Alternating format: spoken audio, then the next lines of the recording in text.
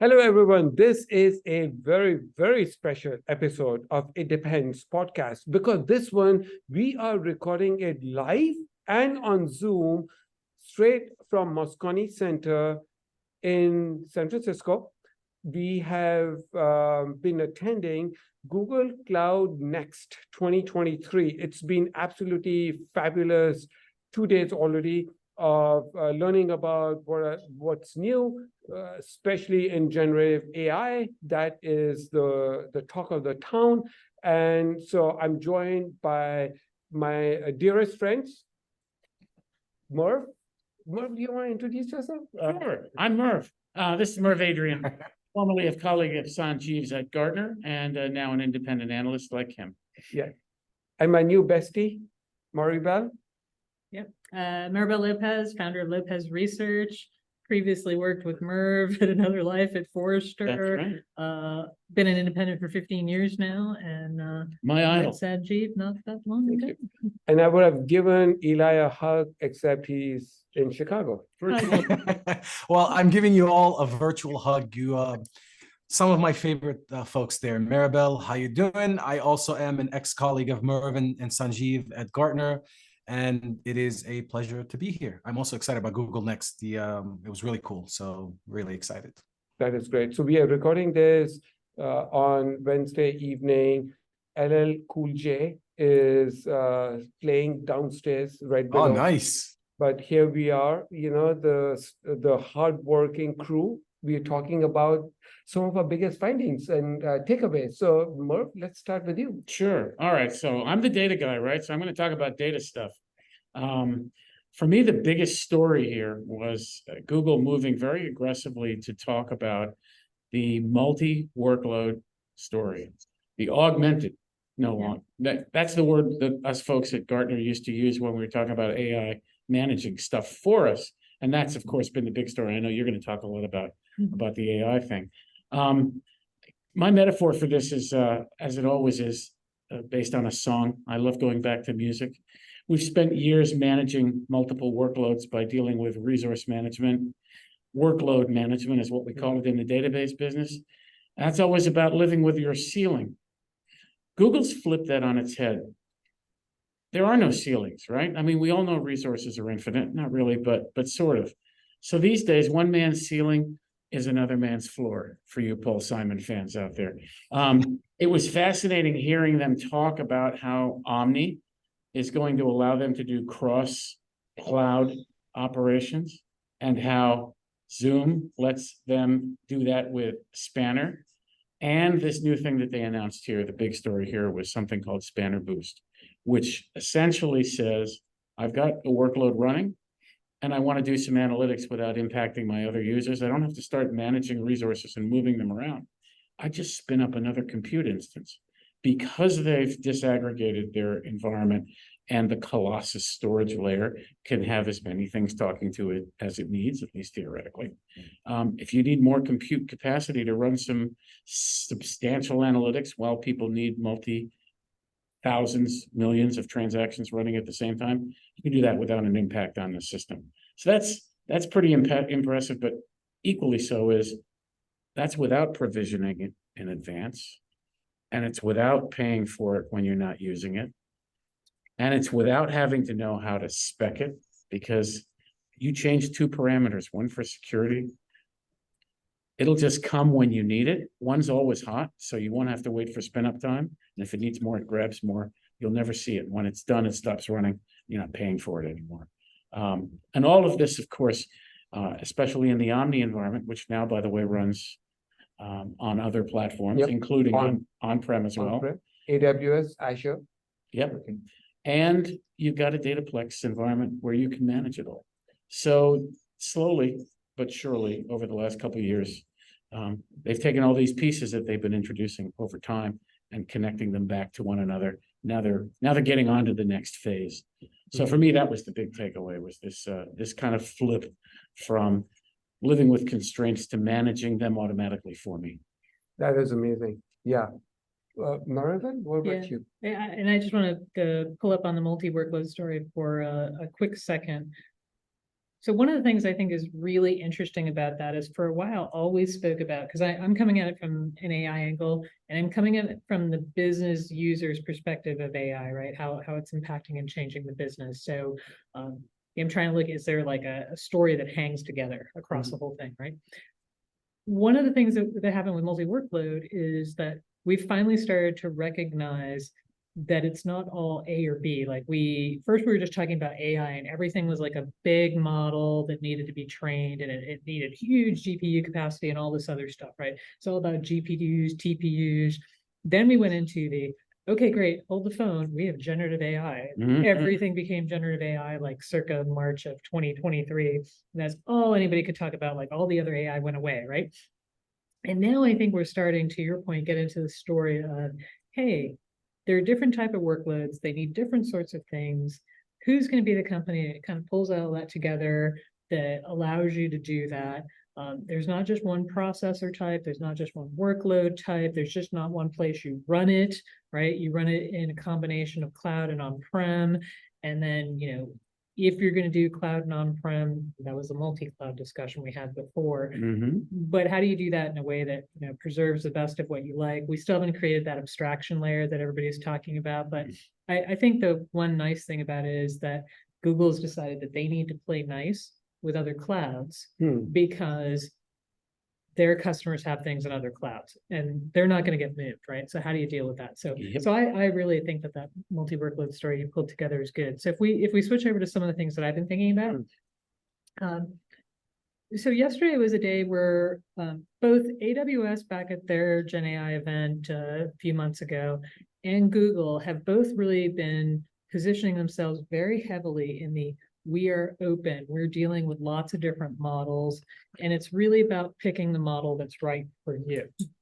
I think this is really important because this gets over if I have a hammer, everything's a nail kind of thing. Well, there's a recognition that, maybe you have the best hammer, maybe you don't. Maybe you've got the best hammer for 5 things, but occasionally you need a screwdriver, right? So I thought that some of the announcements about the additional models that they're running in their model garden, not if you're a business user. Yeah, I know. Not if you're a business user, you're sitting around saying, so what's a model garden? And like, what do we use? But the key takeaway from the model garden discussion was there's probably any open source model that you'd want is going to end up in here. You're going to be able, your people that are working with it are going to be able to connect to it, be able to use that and use all the best of the Google Foundation models. So it's not shoving you into one foundation model or the other. It's really about thinking about what are the workloads back on this point we're just discussing and how do we do that? So I thought that was really important. The other thing that was another classic example of business user probably not sitting around saying, so, how many parameters can I get or run with, a specific prompt? But I did think that they made some optimizations. So the long story short is you can put in larger documents and be able to get that goodness of generative AI using larger documents in a more optimized way. And we saw some pretty cool stuff on the demo floor too, around their TPUs, around basically being able to have smaller computing packages that were more affordable and energy efficient, but that could be strung together to create bigger processing clusters if you needed it. So I think when you pull all those 3 things together, you're like, hey, I need, like, AI could be really expensive to run. Oh, yeah. So how do we optimize the infrastructure of the AI? Then it's like, hey, not all models are created equal. How do we get the right model for the right workload? And then on this, how do we, we have documents of various sizes. So how do we make those, how do we get the broadest coverage of what our data state is and still be able to use Gen AI? And one thing I really liked, you called out business users. I think this is a time for the business users to shine. They are the ones who will benefit the most from the generative AI models, not the tech people. All this time we've been talking about this technology, the new graph database, time series, blah, blah, blah. But now it's like the business users are getting empowered to do this. So Eli, what's your thought on this? So I'm going to echo everything you guys and gals said, but I'm going to kind of double click. I do believe that AI is literally making business and technology indistinguishable, kind of to what you and Maribel was just talking about, in that you're empowering the business user. We've talked about it a lot in the past, but we've never been able to how am I going to make it indistinguishable? Sure, digital transformation, cloud, there was all of these things. But this is the first time where I can sit in front of talking about generative AI, literally type it up and say, this is my intent. It's like intent-based networking, but a little bit more on steroids. It's like you're bringing the intent into the conversation and you're saying, hey, this is what I'm trying to do. I don't want to have to figure out how to do it, what GPU to use, what model to give me the options, right? So I really feel, and I was really excited. Not a lot of conferences excite me these days anymore, but I really enjoyed the keynote. I'm enjoying the conference, and that you can feel there's something different. Now, I don't know if this is just because of Google Next. I hope it is, but I also feel, to Maribel's point, generative AI just took everything by storm and flipped the script. I also feel like not everybody was really ready for it. I'll give you some examples. When I'm looking at Google Next, there are some things that I love, and there are some things that I'm like, I don't want to deal with this anymore. Like, they're still talking about silicon, and they're still talking about the next generation of the VM instance. I'm like, I don't care. Give me a search or something like a Chat GPT. I'm going to say I want to use SAP, or I want to modernize, or I want to move SAP. Tell me how to do it, and let it figure out which instance to use, what networking to use. All of these things should become. So I don't feel like they were ready for it. So they're still kind of in reaction mode. We saw some of it, though. I mean, I don't know if you saw the demos where they were showing all the different places that Duet runs. And Duet is a personal assistant, whether you're doing it inside Sheets, or whether you're doing it inside Spanner, or whether you're doing it inside Dataplex. You ask it a context relative question, and it answers appropriately. And if that answer is, oh, yeah, let me spin this instance up for you, you're going to need TPUs because this is a model, it'll do that. And that's fair. So it might be that I haven't played around enough with it, but I think, and I was going to get to Duet. I think Duet is the key. It's literally the key. So if I can go in and say, hey, here's what I'm trying to do, and then it abstracts everything for me, then I think we're on the cusp of something really huge. And here's why. I'm going to close with this, give it back to you, Sanjeev. One of the biggest things that we used to give as feedback to not just Google, to Google, to AWS, and to Azure, and you were in that room, both of you, all of you were in that room when we were giving this, hey, stop giving us services. I can't remember the services names anymore, the features. I can't remember all of that, right? So now with this generative AI, I don't know if we have to. I don't care about, the new service, what's called, right? This is what I'm trying to do. Help me do it. And I think that's the key. The other thing, real quick, other than Duet, I really like the cross cloud from a networking perspective. It's near and dear to my heart. I've been talking about this for years, as far as the co-opetition between the cloud providers and the ability to do these cross connects and these integrations. I think that's crucial. So I'm happy to see Google do it. So Eli, can you dive deeper for people who are listening? What is cross cloud? Yeah, so I mean, with cross cloud, what they're trying to do is they're also, again, there's an AI aspect to it where they're essentially customizing the network based on the need, based on the workload, whether it's for a hybrid environment, whether it's for a multi-cloud environment. They're using a bunch of cross connects. They're using VPC private access, kind of like what AWS has done with the endpoints, which is it's about time. It's a little bit late, but it's good. But I think the AI capabilities there is what's important, being able to stand up these cross connects to your SaaS providers, to your on-premises environment, to other clouds. I think that is crucial to kind of support what Merv was saying, what Maribel was saying about the multi-workload. I think that's the wave of the future. Those that don't want to embrace the fact that, look, it's not all going to run in one place. Those that get it and are reacting to it sooner rather than later, I think they're going to end up being ahead in the long term. It's so interesting because you're talking about cross cloud.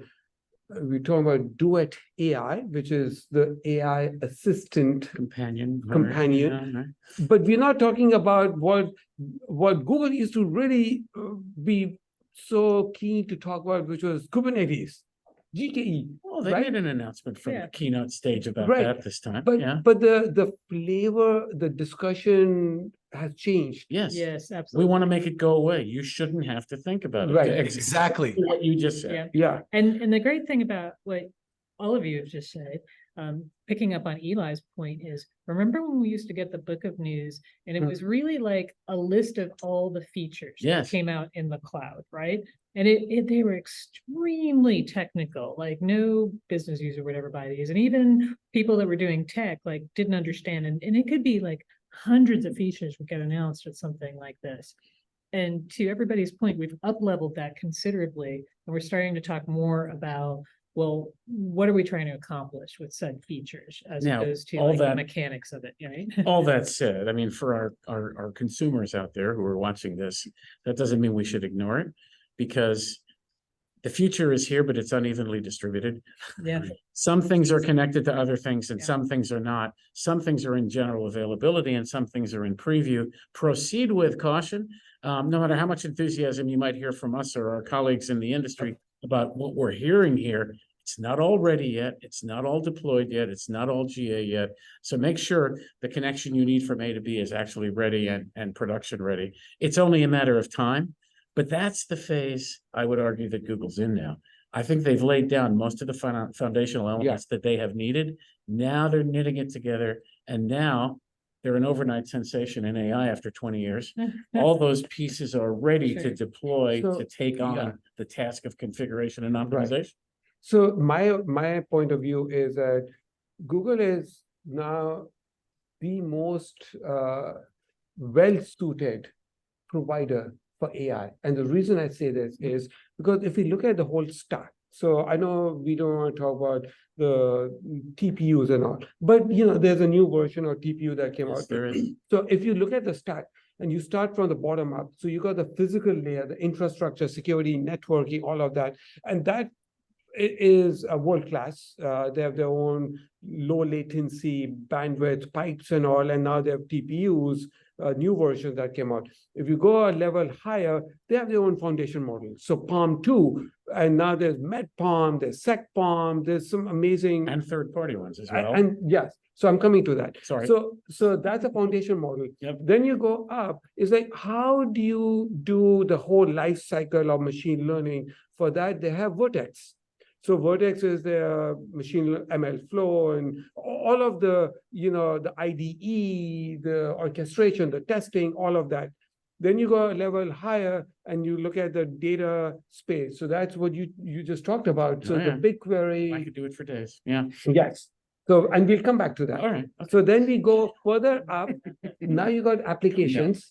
So you got these, Google's always had these applications with billion plus users on daily basis, bunch of them, ads, search, Gmail, YouTube. So they've been using embedding, like now in Gmail, we saw a lot of demos where it says, write me my email. And it writes an email. So you got the application layer. How many companies actually have that kind of application layer? Then you go up to devices. Again, it's a huge advantage. How many companies have Android devices with a model embedded on your phone that can do this Gmail kind of thing? And then you go up to the ecosystem, the partners, and that's where the model garden, the third-party models, Lovely the expression. NVIDIA partnership now. So all these partners, SI partners, they all come together. So I think this is the strength Google has, where they actually have developments in every layer of the stack. So let me talk about one added Sure. piece to that. Yeah. Now I've got all this in place. What's the obvious move that most significant enterprises have to think about? How do I get there, right? This was the most direct frontal attack on legacy that I've seen. If you go back to look at this, folks, and you haven't seen it yet, watch the developer keynote, which begins with a charming little musical number a few of the folks at Google put together about what it's like to live in a world of legacy. From the database side, one of the things that impressed me the most was that we've been watching database migration technologies proposed and introduced for decades, right? Never have more than a few people moved a few things from one to another. What they've taken now with the newer AI stuff they've got is the last mile. That's the hardest part, by the way. You get 95% of the data migration done and the schema migration done. Then there's these thorny little bits at the end. Correct. Guess what they applied to it? Machine learning. And so we watched a demo where they ran a conversion, and here were a couple of things that would need to be, here's a stored procedure, needs to be adjusted. And the language is different in the target than it is in the source. And so the duet window comes up, shows the errors, says, press the button, we'll give you the correct syntax, shows it to you. And then it comes up and says, there are 17 more instances of this. Would you like me to fix those too? That's mind-blowing. It knocks down a barrier that's been in the way of legacy migration for such a long time. And all those folks who want to move to Postgres, especially Alloy, which now is going to run everywhere with Omni, this is a big deal. So Alloy is the Is- Postgres. Is the Postgres version that is put out by Google, which has some very specific advantages in the hardware environment. I talked to Andy Gutmans about this today. There are things in the storage layer called Colossus that Google has built, which are interestingly different in some ways to the AWS S3 layer, right?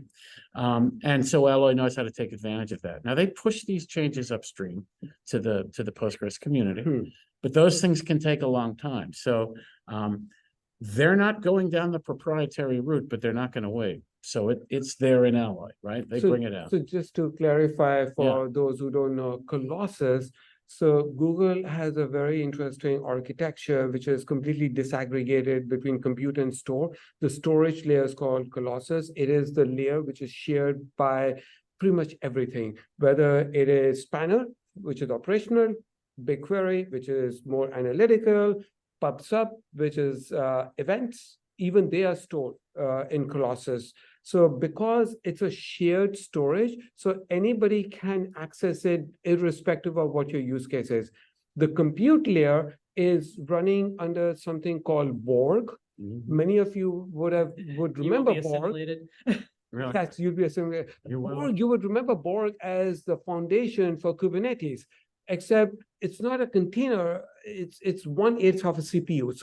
So by disaggregating, so what runs in a Borg? Any compute. And if it's BigQuery, it spins up a Borg instance. If it is Vertex AI, spins up a Vertex. If it's Spark, again, another instance. And the beauty and where Google differentiates is that all these instances are not like a compute instance that gets started. It's all serverless.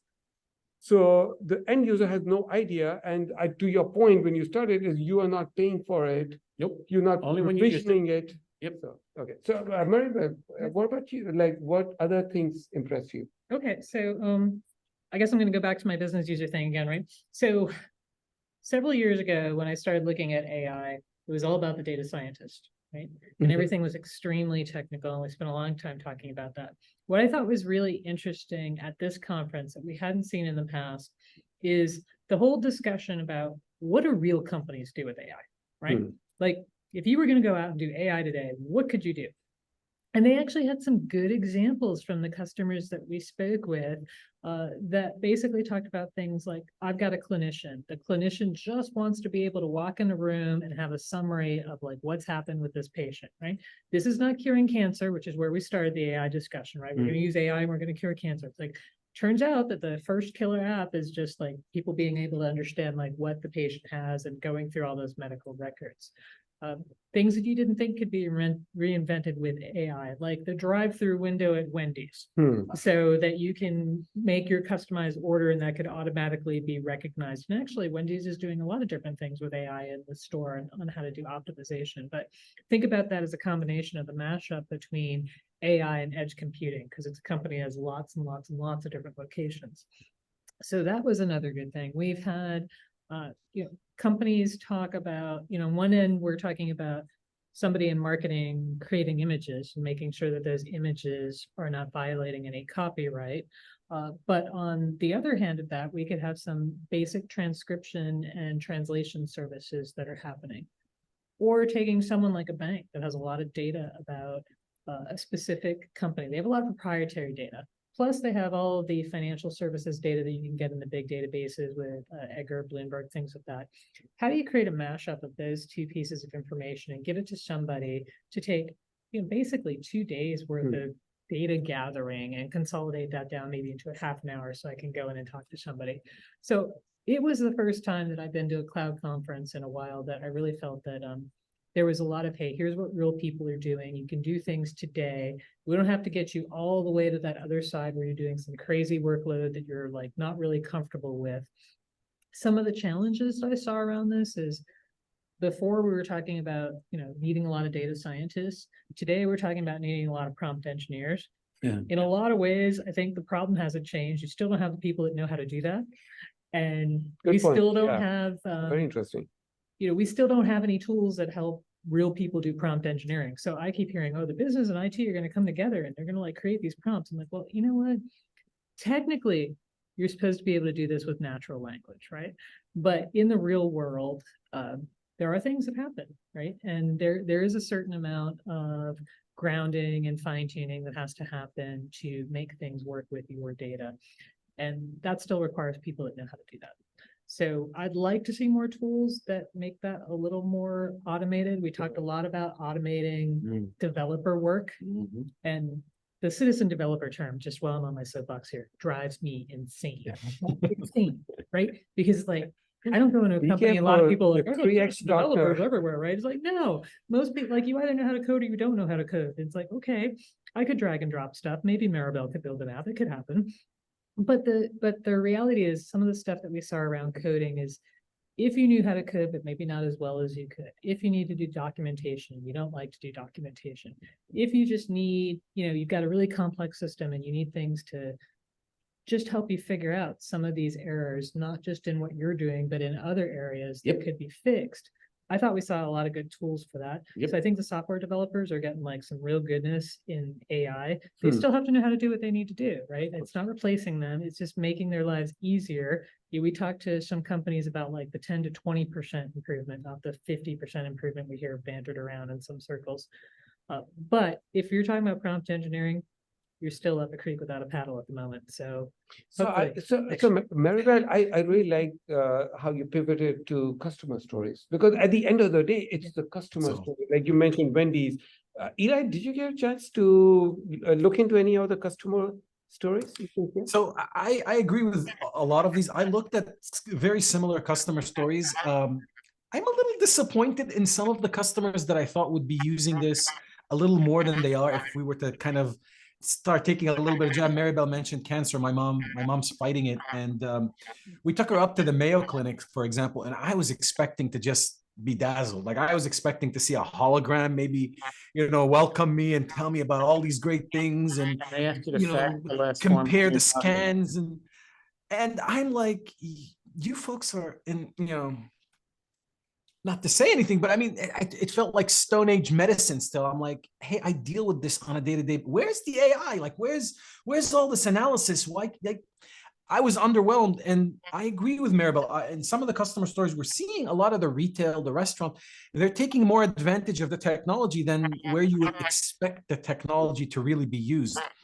But I want to flip this. I've got two burning questions I'm dying to ask all of you. Do you all think we are finally going to be able to retire the AS400s? Because I keep telling customers, you're probably going to retire before that AS400 retires. No one's going to finish the migration. But I feel like now it's a little different. Do you all agree we will retire the AS400 on our days? Yeah, go for it. I'll take that one. One of the things about, and this well, one of the things about that environment, it has a programming language nobody else uses.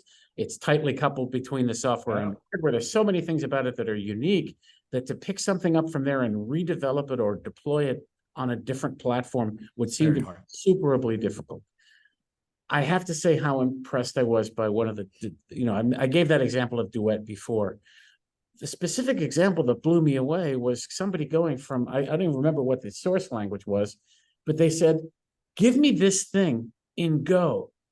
And they pressed a button, and there it was. I mean, if you think about the skill it would take to take your old AS400 applications written in RPG and write them in whichever of the modern languages you want to do, forget it. Find a consultant who can even think about doing it, and then wait 2 years and find out why it didn't work. With these technologies, you still might have to iterate a couple of times, but every time you do it, you're going to learn what didn't work, and it's going to get fixed. And once that's been done, that model is available to everybody else who ever wants to migrate off RPG. I think we're on the cusp of a wave of migration we've been waiting for a couple of decades. Meanwhile, there are other vendors in the marketplace who are still determined to look back. And one of the more interesting announcements I saw, since we're talking about IBM platforms, they just announced something very exciting, a tape library that works with S3. How about that? I mean, yeah, okay.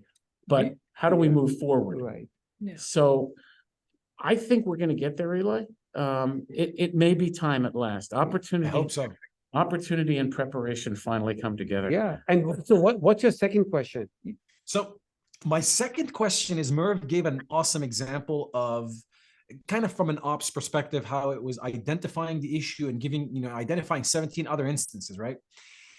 When I watched that, I kept thinking in my mind, well, that's great. And we're only looking at the good side of, hey, this is what happens if and when it gets it wrong? Like, will I still be able to know, well, what the heck happened and how do I fix the recommendation? That's where my mind kept going. So I'd love for you all to comment on the other side of this. I got some comments on this because this happens all the time. So I've done a lot of work in networking in the past. So LAN, WAN kind of stuff, right? And the intent-based networking, I almost chuckled. Well, I did chuckle when you said it because we've been talking about this for a while. And the idea was that you could almost fully automate network configuration. The practice didn't quite turn out to be that way, but for a lot of good reasons. One, I don't think the technology was really ready when we were speaking about that. I think you can do that now.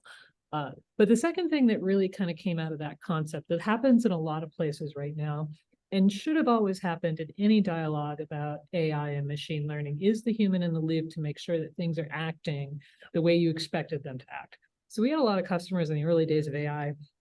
It was sort of a set it and forget it. And they forgot that this is like a learning thing. And sometimes it learns good things and sometimes it learns bad things. And so you need to make sure that it is learning and acting and behaving the way you want it to be. But you also bring up something else that's really super interesting. One of the things, particularly in generative AI, that's been a little difficult to get around that I think we're starting to be aware of and improve is this concept of what is a source and how did we come up with that, right? So we had AI explainability for black box models was an issue, call it 2-3 years ago, right? Now we have, where did that generative AI data come from? How do we know it was sourced appropriately? What you're getting at is sort of the other aspect of that. If we're thinking about more automation, like, well, what were the key determining factors that said you should do A or B? And how do I actually click through and check that and have any confidence in it? Or what level of confidence should I have in it, right? Is there any way to kind of handicap that and make it easier? So that, to your point, I think is still not there yet in the technology promise. Talked a lot about grounding. Yeah. Well, grounding will help you have better results and fewer hallucinations. So that's all good. It doesn't mean, and some of that is in terms of what your data is and how you can ground it. But when you're getting into understanding automating things, like for example, security alerts, like how do you figure out if you had 5,000 security alerts in 10 minutes, what are the 5 or 10 that somebody needs to look at? Correct. Right. So it kind of depends on the problem, I guess. Is what I think, get. and I think we're talking about two different kinds of problems, right? Yeah. If I'm trying to train this system by tuning the questions, right? I get an answer and I'm either happy or I'm not happy. Observability for an operational system is an entirely different phenomenon. Absolutely. It could be 12 hours before I discover that, oh, this breaks when it hits 12 midnight exactly. Somebody missed that. So observability gets tied back into this stuff and it raises a second set of alerts. And now, presumably, we have some process by which some poor guy's pager still goes off at 3 o'clock in the morning once, and then we fix it. And then presumably we've handled that particular edge case.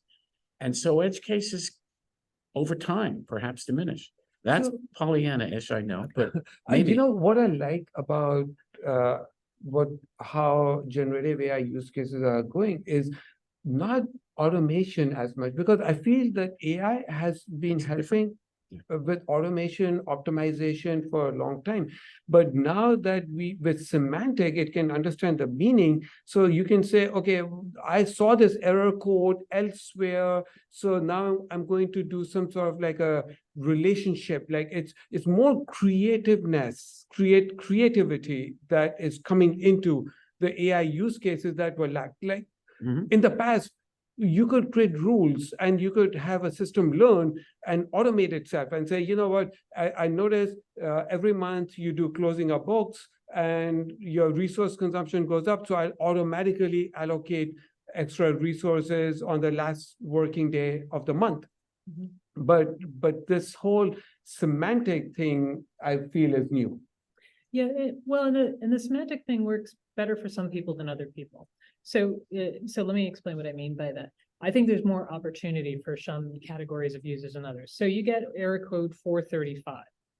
You didn't know what error code 435 is. Now you can ask your system, what is error code Where else 435, does this right? happen? You know? Yeah. Correct. And I think that is super powerful. Yeah. I think what I worry about, and I really do worry about this, is there's been a lot of discussion about how we monetize AI, right? Mhm. So everybody's talking about all these assistants that can go in your Yeah. applications and your services, and we lost Eli visual. Oh. But one of the things I think is really important to understand is, like, are we going to turn that on for everybody? Like, what is the cost of that for everybody? And are we going to start to get like these gardens where like only certain people have access to that advanced AI Where are the assistant? guardrails? And Yeah. and the question is, will the people that really need it, that could really benefit Yeah. from it, have it?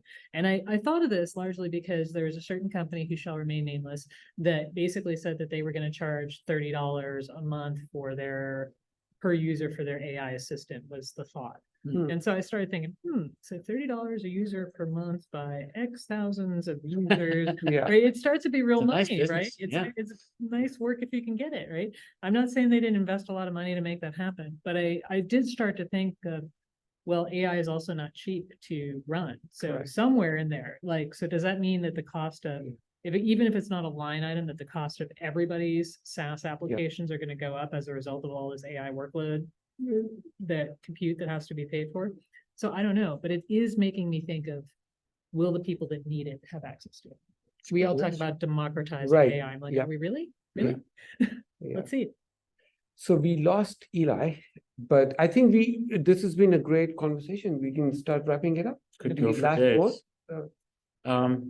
Okay, back to the data space for a second. The other thing that really struck me was the continuing open intention. The idea that, It's a good point. yeah, we're going to keep supporting open standards, right? They announced, for those of you who follow table formats and databases, they're supporting Iceberg already. Now they're going to support Hoodie. They're going to support Delta, even though other people are behind that. Why? Because their clear intent is to provide a place for their users to use the resources that aren't on Google, as well as the ones that are. And they see that as their superpower right now. Very nice. Maribel? I guess my word of advice is that if you have bad data, you're still going to get bad outcomes. So we need to spend more time working on data cleanliness, and that hasn't necessarily gotten much easier. Correct. A little easier, but not much easier. Right. And I guess the other thing I would say, speaking of data, is if you're somebody buying cloud services right now, I think it's really important to see what kind of data providers are going to be working with that cloud so that you can get hooks into Right. this data. So your main, if you've got like a main ERP provider, if you've got a main third-party data provider, like, are they working with your cloud, and how does that interface with your model so that you can get more interesting business applications moving forward? Very nice. Great. Yeah, I'll just wrap it up by saying that what impressed me the most about Google Cloud is this focus on business users, focus on simplification. Simplification is the biggest thing. Yeah. A lot of stuff that we've done in the past, like ETL, moving data around, all that is becoming pushed into the background. It's becoming invisible, and we're becoming very much, let's go solve the business problem. Although there was some discussion of reverse ETL, and we don't have time to discuss that. Yes, yeah, Yeah. for next time. Yeah. But thank Next you time. very much for joining this. This was amazing to talk to both of you right here on Thanks for site. having We'll do it us. again All right. soon. Thank you, Cheers. everyone. Bye-bye. So long, everybody. See you. Bye.